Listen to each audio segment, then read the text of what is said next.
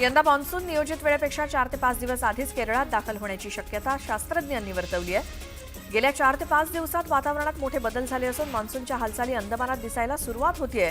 हवेचे दाब, समुद्राचं तापमान आणि वाऱ्यांची दिशा त्याचे संकेत देत आहेत. राज्यात अनेक भागात पावसाला पोषक वातावरण निर्माण झाले. मध्य महाराष्ट्रातल्या काही भागात पुढचे 4 दिवस ढगाळ वातावरण आणि हलक्या सरींचा अंदाज हवामान विभागानं वर्तवलाय. तर दुसरीकडे राज्यात उन्हाचा ताप देखील वाढतोय. दीनानाथ मंगेशकर रुग्णालयाच्या कारभाराबाबत राज्य सरकारसमोर 2 अहवाल सादर करण्यात आलेत. दरम्यान चौकशी समिती अहवालावरती आजच्या कॅबिनेटमध्ये चर्चा होण्याची शक्यता आहे. आज राज्य मंत्रिमंडळाला दोन्ही अहवालांची माहिती दिली जाणार असून तिसऱ्या अहवालानंतर अंतिम अहवाल मुख्यमंत्र्यांकडे सादर केला जाईल. प्रभादेवी पुलाच्या मुद्द्यावरती आज उबाठा शिवसेनेकडून आंदोलन करण्यात येणार आहे. प्रकल्पातील विविध समस्या आणि स्थानिकांच्या सुविधांकडे प्रशासनाचं लक्ष वेधण्यासाठी हे आंदोलन करण्यात येणार आहे. मुंबईतील दीर्घकाळ प्रलंबित असलेल्या मुंबई मेट्रो 2B मार्गावरती लवकरच प्रवासी सेवा सुरू होणार आहे. या मार्गावरील चेंबूर डायमंड गार्डन ते मंडाले मानखुर्द स्थानकादरम्यान मेट्रोची चाचणी अर्थात ट्रायल रन केली जाणार आहे. राज्य सरकारनं लाडकी बहीण योजनेतील 8 लाख लाभार्थ्यांचं वेतन कमी केलंय, कारण त्यांना नमो शेतकरी महासन्मान निधी या दुसऱ्या सरकारी योजनेअंतर्गत सुद्धा लाभ मिळत होता. नमो शेतकरी कार्यक्रमाअंतर्गत त्यांना आधीच 1,000 रुपये मिळत असल्यामुळे त्यांना लाडकी बहीण योजनेतून मिळणाऱ्या दरमहा 1,500 रुपयांऐवजी 500 रुपयेच मिळणार आहेत. शिक्षण हक्क कायद्याअंतर्गत आरटी प्रवेश प्रक्रियेत दुसऱ्या फेरीतील प्रवेशाची मुदत आज संपतेय.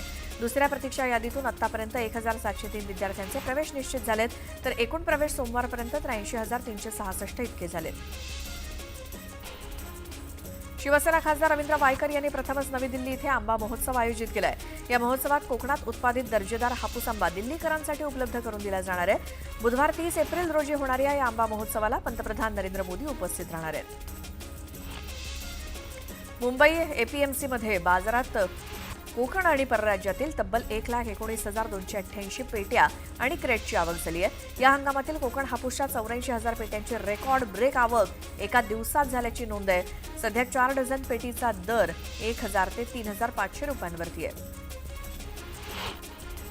राज्यात केवळ 3.25 महिन्यात 212 गुन्ह्यांमध्ये 308 लाचखोरांनी 89,79,000 रुपयांची लाच घेतल्याचं एसीबीच्या कारवाईतनं समोर आलंय.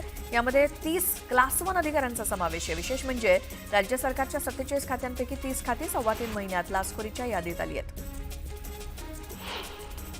मुंबई महानगरपालिकेत चक्क ज्येष्ठ नागरिकांना सुद्धा नोकरीची संधी देण्याचा निर्णय घेण्यात आलाय. यामध्ये वयाची मर्यादा 65 ते 70 वर्षांपर्यंतही ठेवण्यात आली आहे. मुंबई पालिकेनं सार्वजनिक आरोग्य खात्याच्या अखत्यारीत येणाऱ्या मुंबई जिल्हा क्षयरोग नियंत्रण संस्थेसाठी वैद्यकीय अधिकाऱ्यांचा अन्य कर्मचाऱ्यांची भरती करण्याचा निर्णय घेतलाय.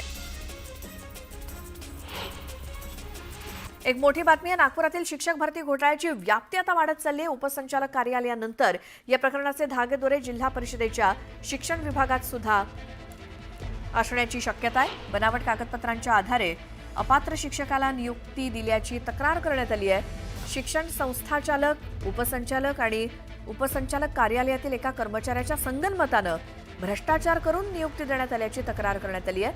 खोटं नियुक्तीपत्र आणि रुजू अहवाल दर्शवून मंजुरीकरता शिक्षण उपसंचालक यांच्याकडे तो पाठवण्यात आला आणि या प्रस्तावाला तत्कालीन उपसंचालक जामदार यांनी मान्यता देऊन या शिक्षकांची नियुक्ती केल्याचं तक्रारीमध्ये म्हणण्यात आलंय. तसा आरोप करण्यात आलाय. पुन्हा पाहूयात बातमी 36 जिल्ह्यांची. महाराष्ट्रानं जीएसटी संकलनामध्ये आपलं अव्वल स्थान कायम राखले. उत्तर प्रदेश, कर्नाटक, तामिळनाडू, गुजरातसह इतर काही राज्यांना मागे टाकत 2024-25 या आर्थिक वर्षात महाराष्ट्रानं 2,25,319 कोटी रुपयांचा महसूल गोळा करत उत्तुंग भरारी घेतली आहे. हा महसूल राज्याच्या एकूण कर महसुलातील 60% जास्त आहे. 12वी नंतर पदवी शिक्षणासाठी गेल्या वर्षीच्या तुलनेत मुंबई विद्यापीठाच्या अंतर्गत असलेल्या महाविद्यालयांमध्ये कला शाखेत प्रवेश घेणाऱ्यांची संख्या घटली आहे. प्रथम वर्षासाठीचे प्रवेश कमी झाल्याची माहिती समोर आली आहे. पालघर वगळता मुंबई, रायगड, रत्नागिरी आणि यंदा गेल्या वर्षीच्या तुलनेत कला शाखेतील सिंधुदुर्गात प्रवेश कमी झाल्याचं विद्यापीठानं एका आकडेवारीतून स्पष्ट केलंय. आरे ते कुलाबा भुयारी मेट्रो मार्गिकेच्या बीकेसी ते वरळीपर्यंतच्या दुसऱ्या टप्प्यातील मेट्रो सेवेचा मुहूर्त ठरेनासा झालाय. या मार्गावरती मार्च अखेरीस प्रवासी सेवा सुरू करण्याचं उद्दिष्ट सरकारनं ठेवलं होतं. ती डेडलाईन हुकल्यानंतर आता एप्रिलमध्ये प्रवासी सेवा सुरू करण्याचं ठरवलंय. मात्र मेट्रो रेल सुरक्षा आयुक्तांमार्फत सुरक्षाविषयक तपासणी स्लो ट्रॅकवरती असल्यामुळे नवीन डेडलाईन सुद्धा हुकण्याची शक्यता आहे. उन्हाळ्यात बच्चे कंपनीपासून सर्वांनाच मे महिन्याच्या सुट्टीत वेध लागले. ते मामाच्या गावाला जाण्याचे. आता लालपरीतून आपल्या गावाला जाता येणार आहे. यासाठी एसटीच्या रायगड विभागातनं 16 जादा उन्हाळी बसेस सोडण्याचा निर्णय घेण्यात आलाय. विशेष म्हणजे या जादा बसेस 15 जूनपर्यंत सोडल्या जाणार आहेत. राज्यात सर्वत्र तापमानात वाढ झाली असताना पाणीपुरवठा करणाऱ्या जलाशयामधील साठा सुद्धा आटू लागल्यामुळे चिंतेचे ढग निर्माण झाले. जलाशयांमध्ये सध्या एकूण क्षमतेच्या 41% पाणीसाठा शिल्लक आहे. यामध्ये पुणे विभागात सर्वात कमी तर कोकणात जवळपास 50% साठा शिल्लक आहे. नागरिकांच्या हरकती सूचनांमुळे प्रभादेवी पुलाचा पाडकाम लांबणीवर पडले. हा पूल पाडून त्या ठिकाणी नवीन द्विस्तरीय पूल बांधण्यात येणार होता. त्यामुळे मंगळवारपासून हा पूल वाहतुकीसाठी बंद केला जाणार होता. मात्र मुंबई वाहतूक पोलिसांच्या आवाहनानुसार पूल बंद करण्यासंबंधी मोठ्या प्रमाणात नागरिकांच्या सूचना आणि हरकती सादर झाल्या आहेत. फळांचा राजा असलेल्या आंब्याच्या वाणांपैकी हापूस आंब्याला वरचा दर्जा प्राप्त असला तरी भारतातून परदेशात निर्यात होणाऱ्या आंब्यापैकी 51% निर्यात केशर आंब्याची होत असल्याचं आकडेवारीतून समोर आलंय. विशेष म्हणजे भारत आंबा उत्पादनात जगात पहिल्या क्रमांकावरती असला तरी आंबा निर्यात करणाऱ्या राष्ट्रांच्या यादीमध्ये भारताचा क्रमांक मागेच आहे. मुंबईमध्ये दरवर्षी पावसाळ्यापूर्वी 80% नालेसफाई झालीच पाहिजे असा इशारा पालिका आयुक्तांनी दिलाय. मात्र याला अभियंता आणि कंत्राटदारांनी वाटण्याच्या अक्षता लावल्यात. केवळ 12%च काम पूर्ण झालं असून 1.5 महिन्यात 68% काम कसं काय पूर्ण होणार असा सवाल नागरिक करतायत. उत्तर भारतासह गुजरातमध्ये बहुतांश ठिकाणी कमाल तापमान 40 अंश सेल्सिअस नोंदवलं गेलं. तिथल्या तप्त वारे मुंबईकडे वाहत आहेत. याच तप्त वाऱ्यांमुळे आता महामुंबईमधली शहरं तापलेली आहेत. मुंबईत देखील पारा वाढण्याची शक्यता आहे. उन्हाच्या काहिलीनं त्रस्त असलेल्या लोकल प्रवाशांना मध्य रेल्वेनं खुशखबर दिली आहे. एसी लोकलच्या फेऱ्या वाढवण्यात येणार असून उद्यापासून त्याची अंमलबजावणी होणार आहे. तुर्तास मध्य रेल्वेवर 6 एसी लोकल आहेत. त्याच्या दिवसभरात 66 फेऱ्या होतात. आता या फेऱ्या 66 वरनं 80 केल्या जाणार आहेत. सोनं चांदीच्या भावामध्ये वाढ कायम आहे. सोनं 94,000 प्रतितोळ्यावरती पोहोचलंय. मागील आठवड्याभरापासून सोन्याच्या दरात पुन्हा वाढ सुरू झाली आहे. तर जीएसटी सकट 1 तोळा सोनं घेण्यासाठी आता 96,820 रुपये मोजावे लागत आहेत. रोजगार उपलब्ध करून देण्यात महाराष्ट्र देशातील क्रमांक 1चं राज्य ठरलंय. रोजगार उपलब्ध करून देण्याची महाराष्ट्राची क्षमता 84% असल्याचं समोर आलंय. यात 78% दिल्ली दुसऱ्या स्थानावरती तर कर्नाटक तिसऱ्या स्थानावरती असल्याचं इंडिया स्किल्स रिपोर्ट 2025च्या अहवालात समोर आलंय. सर्वाधिक रोजगार पुणे शहरात आहेत. म्हाडाकडनं बीडीटी चाळ पुनर्विकास प्रकल्पासाठी नियुक्त करण्यात आलेल्या वास्तुशास्त्रज्ञांच्या उपस्थितीत तक्रारदारांसोबत फ्लॅटचं नुकतेच मोजमाप करण्यात आलं.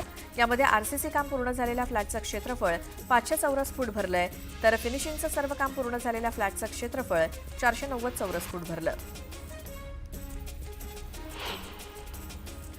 यानंतर एक मोठी बातमी आहे. गर्भवती तनिषा भिसे यांचा मृत्यू हा वैद्यकीय निष्काळजीपणामुळे झाला का याबाबत ससूनच्या वैद्यकीय तज्ज्ञांच्या समितीची आज ससूनमध्ये बैठक होणार आहे. या बैठकीत मृत्यू प्रकरणी कागदपत्रांची तपासणी केली जाणार आहे. ससूनची समिती आज गर्भवती महिला मृत्यू प्रकरणाचा तपास करणार आहे. तनिषा भिसे या तरुणीचा मृत्यू वैद्यकीय निष्काळजीपणामुळे झाला का याची ससूनच्या समितीकडनं चौकशी केली जाईल. जिल्हा मेडिकल बोर्डाची ससूनमध्ये आज महत्त्वाची बैठक आहे आणि ससून रुग्णालयात या मृत्यू प्रकरणी कागदपत्रांची पडताळणी केली जाणार आहे. समितीच्या निष्कर्षाचा अहवाल पुणे पोलिसांकडे सुपूर्द केला जाईल. जर यामध्ये वैद्यकीय निष्काळजीपणा जाणवला तर पुणे पोलीस पुढील कारवाई करणार आहेत.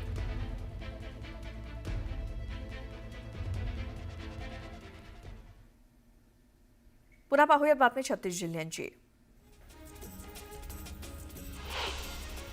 एसबीआयनं आपल्या मुदत ठेवींवरील व्याजदरात 0.10% कपात केली आहे. सर्वसाधारण आणि ज्येष्ठ नागरिकांना सुद्धा हा सुधारित दर लागू राहील. एसबीआयनं आपली अमृतवृष्टी ही योजना नव्या स्वरूपात आणली आहे.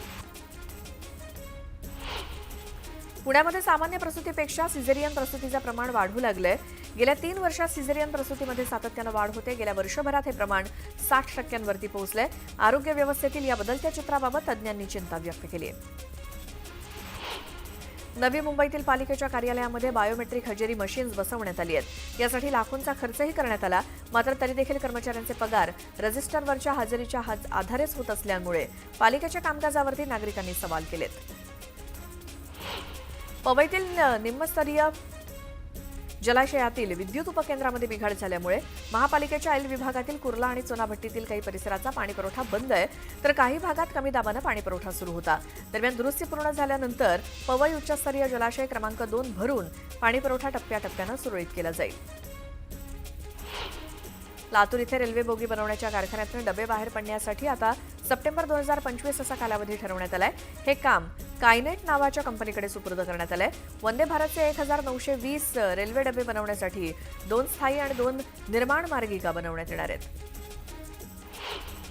आर्थिक संकटात सापडलेल्या बेस्ट उपक्रमात आता कर्मचाऱ्यांची कमतरता भासू लागली आहे. उपक्रमात सध्या 25,562 अधिकारी आणि कर्मचारी कार्यरत असून त्यातील निम्म्याहून अधिक कर्मचारी पुढच्या 2 वर्षात सेवानिवृत्त होणार आहेत. त्यामुळे येत्या काळात बेस्ट उपक्रमाची कोंडी वाढणार असल्याचं स्पष्ट झालंय.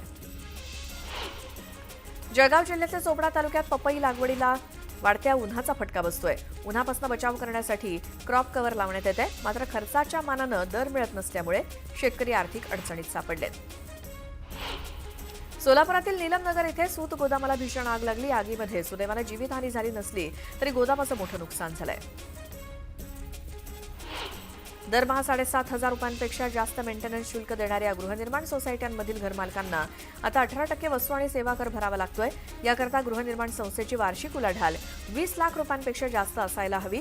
या सोसायटीतल्या एखाद्या फ्लॅट मालक दरमहा 7,500 रुपयांपेक्षा जास्त मेंटेनन्स जर भरत असेल तर केवळ 7,500 रुपयांपेक्षा जास्त रकमेवरतीच नव्हे तर संपूर्ण मेंटेनन्सच्या रकमेवरती 18% जीएसटी लागू होणार आहे.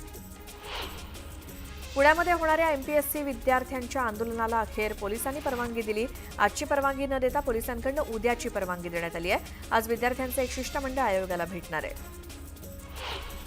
शालेय परीक्षांच्या काळामध्ये आता राष्ट्रीय पोषण अभियानाबाबत शाळांनी पोषण पंधरवडा जनजागृती करण्याचं परिपत्रक देखील शिक्षण विभागानं जारी केलंय. अभियानामध्ये संतुलित आहार कसा असावा, पोषणाची काळजी कशी घ्यावी, आरोग्यासंदर्भात शिक्षक पालकांची चर्चासत्र आणि कार्यशाळा आयोजित करावी असे निर्देश देण्यात आलेत. देशातील 7 प्रमुख शहरांमध्ये झालेल्या विक्रीमुळे जानेवारी ते मार्च तिमाहीच्या अखेरीस रिकाम्या घरांची संख्या वर्षानुवर्ष 4% घसरून सुमारे 5.6 लाख युनिट्सवरती आली आहे. 2024-25च्या कालावधीत सुमारे 68,616 विविध वयोगटातील स्त्री पुरुष बेपत्ता झाले. त्यात ज्येष्ठांचं प्रमाण 4,427 इतकं आहे. या हरवलेल्या ज्येष्ठांमध्ये स्मृतिभ्रंशामुळे घरची वाट चुकणाऱ्या ज्येष्ठांचं प्रमाण लक्षणीय आहे असं सामाजिक संस्थांचं निरीक्षण आहे. राज्यातील थंड हवेची ठिकाणं म्हटलं की महाबळेश्वर, पाचगणी, माथेरान, चिखलदरा अशा हिल स्टेशनकडे पावलं वळतात पर्यटकांची. मात्र थंड वातावरणासाठी प्रसिद्ध असलेली ही स्थळं सुद्धा उकाड्यानं हैराण झाली आहेत. एप्रिलच्या दुसऱ्याच आठवड्यात पारा 38 अंशांवरती गेलाय. आरटीओनं मागील 5 वर्षात मुंबई शहर आणि उपनगरात एकूण 4,414 वाहन चालकांवरती कारवाई करत त्यांचं ड्रायव्हिंग लायसन्स विविध कारणांसाठी रद्द केल्याचं समोर आलंय.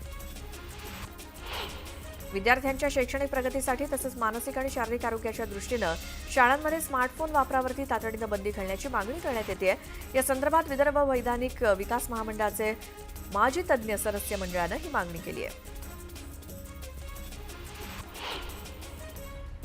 एक महत्त्वाची बातमी बघूयात. नवी मुंबईतल्या वाशी रेल्वे स्टेशन ते सानपाडा रेल्वे स्टेशन दरम्यानचा सर्व्हिस रोडवरती चालत्या कारच्या डिकीतनं हात लटकतानाचा व्हिडिओ व्हायरल झाला होता. इनोव्हा गाडीच्या डिक्कीतनं हात बाहेर लटकलेल्या अवस्थेत असल्याचा हा व्हिडिओ व्हायरल झाला. या व्हिडिओमध्ये व्हिडिओमुळे खळबळ माजली आहे. मात्र यामागील खरा प्रकार समोर आलाय. रीलसाठी हा प्रकार केल्याचं पोलीस तपासात समोर आलंय.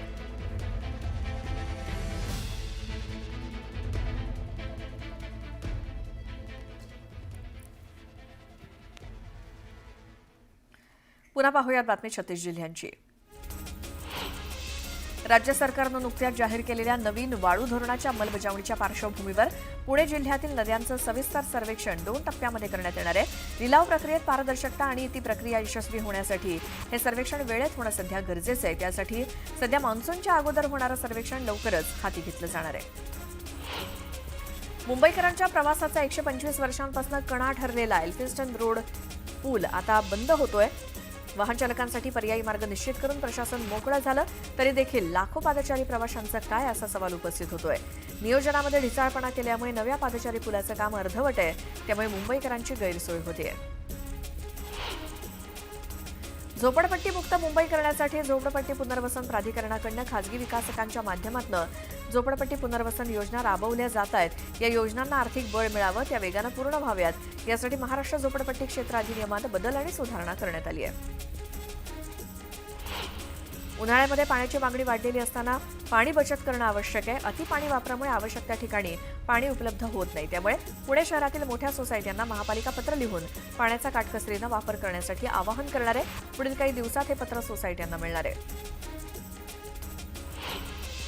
तापमान वाढीमुळे अंगाची लाहीलाही होते, त्यामुळे शरीराला थंडावा मिळावा म्हणून उन्हाळ्यामध्ये लिंबू सरबत आणि इतर थंड पेयांना मोठी मागणी आहे. त्यामुळे एकीकडे उन्हाचा पारा वाढत असताना दुसरीकडे लिंबाच्या किमती वाढल्या आहेत. काही दिवसांपूर्वी 5 रुपयांना मिळणारी 3 लिंब आता 5 रुपयाला 1 लिंबू मिळतंय. केंद्रीय मंत्री नितीन गडकरी यांनी टोलबाबत मोठी घोषणा केली. 15 दिवसात अशी पॉलिसी येईल की टोलबाबत कोणतीच तक्रार राहणार नाही, असं गडकरींनी सांगितलं. सरकारकडून सवलतीपोटी मिळणारी रक्कम वेळेत मिळत नसल्यामुळे एसटी कर्मचाऱ्यांच्या वेतनासाठी महामंडळाला जुळवाजुळव करावी लागते, असं वरिष्ठ अधिकाऱ्यांनी सांगितलं. राज्य परिवहन महामंडळाच्या बसगाड्यांमधनं दरमहा 15 ते 16 कोटी प्रवासी प्रवास करतात.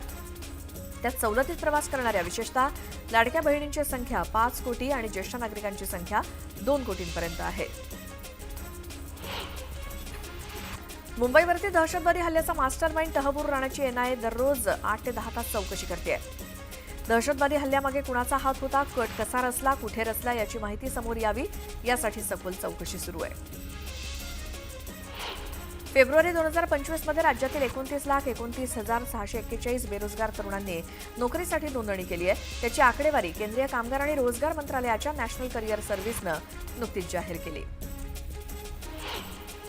गेटवे ऑफ इंडिया इथल्या प्रवासी जलवाहतुकीचा ताण कमी करण्यासाठी रेडिओ क्लब अपोलो बंदर इथे नवीन प्रवासी धक्क्याचं काम सुरू आहे. मात्र त्याला सुरुवातीपासूनच कुलाबावासियांनी विरोध केलाय. ही जेट्टी दुसरीकडे स्थलांतरित करावी अशी मागणी करण्यात येते. यालाच पाठिंबा देत मिलिंद देवरा यांनीही मुख्यमंत्र्यांना पत्र लिहिलंय. मुंबई बाजार समितीमध्ये रोज 1500 ते 1800 टन आंब्याची आवक होते. शिवाय थेट शेतकरी ते ग्राहक योजनेअंतर्गत देखील मोठ्या प्रमाणात आंबा मुंबई आणि नवी मुंबई दाखल होतोय. सर्व माध्यमातून यावर्षी सुद्धा 500 कोटी रुपयांची उलाढाल होण्याची शक्यता आहे. जुलै अखेरपर्यंत ग्राहकांना विविध प्रकारचे आंबे उपलब्ध होणार आहेत. बनावट आयडीद्वारे शिक्षक आणि शिक्षकेतर कर्मचारी नियुक्त्या करून सरकारला कोट्यवधींचा सोना लावल्याच्या घोटाळ्याची मुख्यमंत्र्यांनी गंभीर दखल घेतली आहे. नागपूर विभागात 5 अधिकाऱ्यांना अटक करण्यात आली आहे. सूत्रांच्या माहितीनुसार विभागात झालेल्या 580 नियुक्त्यांची चौकशी सुरू करण्यात आली असून या नियुक्त्या रद्द केल्या जाण्याची शक्यता आहे. महावितरणच्या गो ग्रीन या ऑनलाईन वीज बिल भरणा योजनेकडे राज्यभरातील वीज ग्राहकांनी पाठ फिरवल्याचं स्पष्ट झालंय. योजना सुरू झाल्यापासून 7 वर्षात राज्यातील एकूण ग्राहकांच्या तुलनेत जेमतेम 1.5% ग्राहकच गो ग्रीन योजनेत सहभागी झाल्याचं महावितरणच्या आकडेवारीवरून स्पष्ट झालंय. राज्यातील शिक्षकांसाठी वरिष्ठ श्रेणी आणि निवड श्रेणी प्रशिक्षण आयोजित करण्यात येणार आहे. त्यासाठी 15 ते 25 एप्रिल या कालावधीत नोंदणी करावी लागणार आहे. जिल्हा शिक्षण आणि प्रशिक्षण संस्थेतर्फे सर्व जिल्ह्यांमध्ये एकाच वेळी प्रशिक्षण आयोजित करण्यात येणार आहे. राज्यामध्ये उकाडा वाढला असून पुण्यामध्ये पुढील 5 ते 6 दिवस तापमान 40 अंश सेल्सिअसवरती जाण्याचा अंदाज आहे. त्यामुळे नागरिकांना काळजी घेण्याचं आवाहन करण्यात आलं आहे. शिक्षक भरतीसाठी संकेतस्थळावरती जाहिराती दिलेल्या शिक्षण संस्थांमधील शाळांमध्ये 2024-25 नुसार मंजूर पदांची पडताळणी करण्याचे निर्देश देण्यात आलेत. या संदर्भात पडताळणीनंतर जाहिरातींची कार्यवाही करण्याचे निर्देश शिक्षण आयुक्त सचिंद्र प्रताप सिंह यांनी दिलेत. जळगाव रेल्वे स्थानकाचा अमृत भारत स्टेशन योजनेत समावेश होऊन 1 वर्ष पूर्ण झालंय. त्यानंतर अखेर जळगाव रेल्वे स्थानकाचा नवीन बांधकाम आराखडा निश्चित झालेला आहे. त्यानुसार जळगाव स्थानकाचा लवकरच कायापालट होणार असून प्रवाशांच्या सोयीसुविधांमध्ये भरच पडणार आहे. अभिनेता सैफ अली खानवर हल्ला करणाऱ्या बांगलादेशी आरोपीला बनावट आधार कार्ड आणि पॅन कार्ड मिळवून देण्यासाठी 30,000 रुपये चोरायच्या उद्देशानं त्यानं सैफच्या घरी चोरी केली अशी माहिती मुंबई पोलिसांनी दाखल केलेल्या आरोपपत्रात दिली आहे. पिंपरी चिंचवड शहरामध्ये महापालिका आणि खासगी रुग्णालयात मागील 3 वर्षात 95,932 महिलांची प्रसूती झाली. यामध्ये 51 माता मृत्यू झाले, त्यात 48 महापालिका हद्दीतील आहेत. तर पुणे जिल्ह्यासह राज्याच्या विविध भागातील रुग्ण महापालिकेच्या वायसीएम सोबतच 8 रुग्णालयात उपचार घेण्यासाठी येतात. आर्थिक दुर्बल घटकांसह सर्वसामान्य रुग्णांसाठी महापालिकेची रुग्णालयं वरदान ठरत आहेत. मुंबई ते अहमदाबाद बुलेट ट्रेन प्रकल्पासाठी अत्यावश्यक असलेला 770 मीटर लांबीचा स्टील पूल गुजरातमधल्या वडोदरा इथे उभारण्यात आलाय. रेल्वे मार्गावरती हा 674 मेट्रिक टन वजनाचा मेक इन इंडिया स्टील पूल उभारला गेलाय.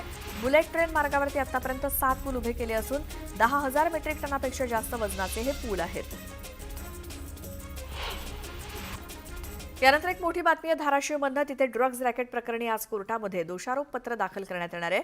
संबंधित प्रकरणात गुन्हा दाखल झाल्यापासून 60 दिवसांच्या आत दोषारोपपत्र दाखल करणं बंधनकारक असतं. मात्र आतापर्यंत या प्रकरणी पोलिसांनी दोषारोपपत्र दाखल करण्यात आलेलं नाही. मात्र आता या प्रकरणात दोषारोपपत्र दाखल होणार असल्याची माहिती मिळते. हे ड्रग्ज रॅकेट 14 फेब्रुवारीला उघडकीस आलं होतं.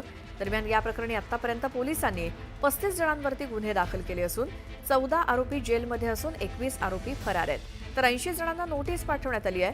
दरम्यान आज कोर्टामध्ये दोषारोपपत्र दाखल झाल्यानंतर या प्रकरणाचा मुख्य सूत्रधार हाती लागणार असल्याची दाट शक्यता आहे. या ड्रग्ज रॅकेटचे धागेदोरे हे मुंबई, पुणे आणि सोलापूर सोबतच इतरही काही शहरांमध्ये पसरल्यामुळे याची व्याप्ती आणखी कुठकुठपर्यंत पोहोचली आहे याचे देखील लवकरच स्पष्टीकरण मिळणार असल्याची माहिती मिळते.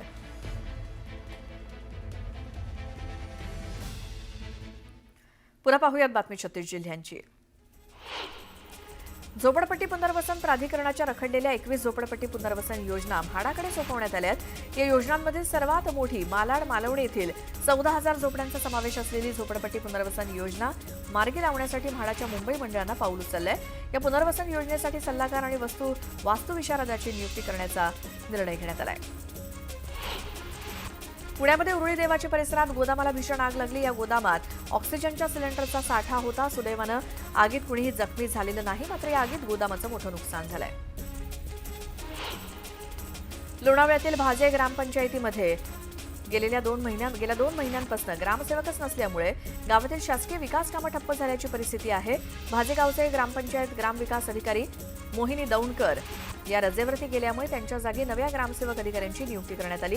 परंतु संबंधित अधिकाऱ्यांना पदभार स्वीकारलेला नाही. दरम्यान ग्रामसेवक द्या अन्यथा उपोषणाचा इशारा ग्रामस्थांनी दिलाय.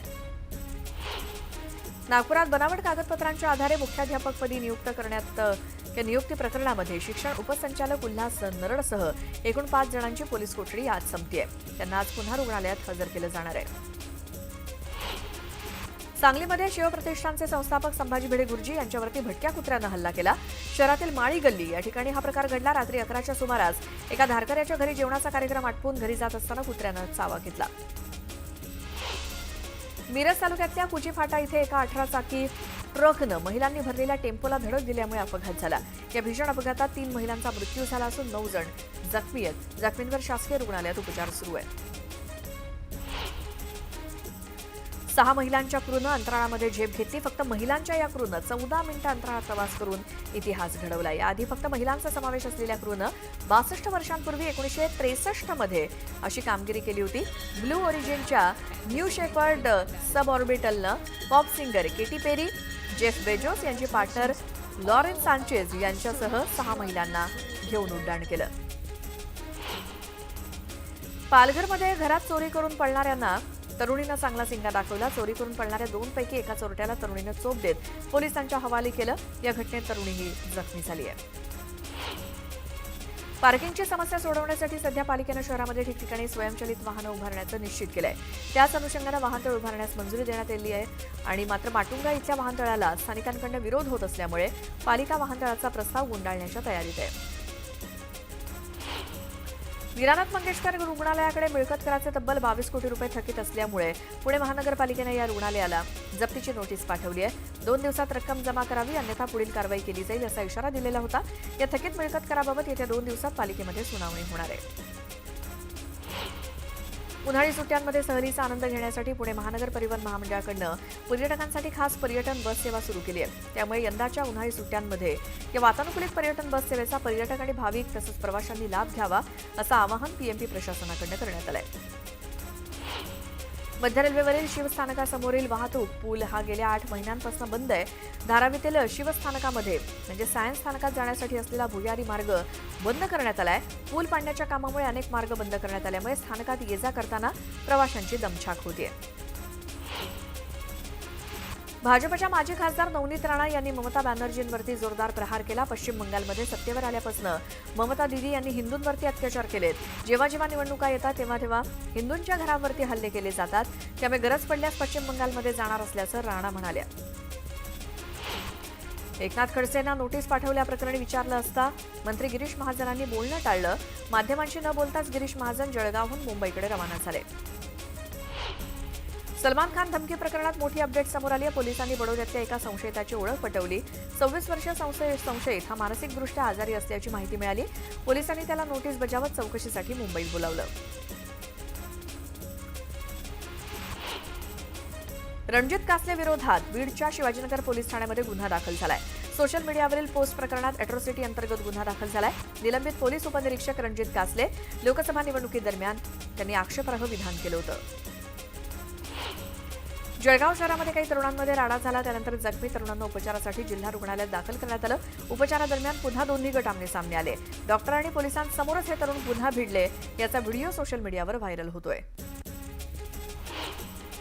जळगावच्या चोपड्यात 2 बनावट गावठी कट्ट्यांचा 5 जिवंत काडतूस असा 1,33,000चा मुद्देमाल हा चोपडा ग्रामीण पोलिसांनी जप्त केलाय. लासूर हातेड मार्गावरती 2 तरुणांना ताब्यात घेत पोलिसांनी कारवाई केली.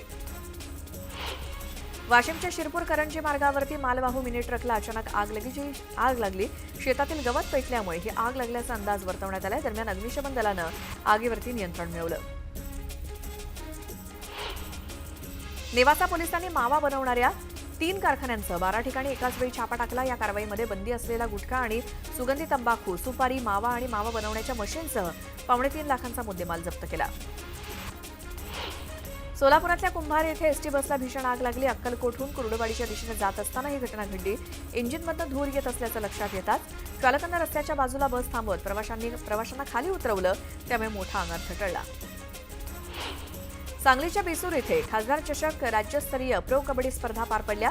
अंतिम सामन्यात पुण्याच्या बीसी फाउंडेशननं पुण्याच्या सतीश बाणेर संघावरती विजय मिळवत 1.5 लाखांचं पहिल्या क्रमांकाचं बक्षीस पटकावलं.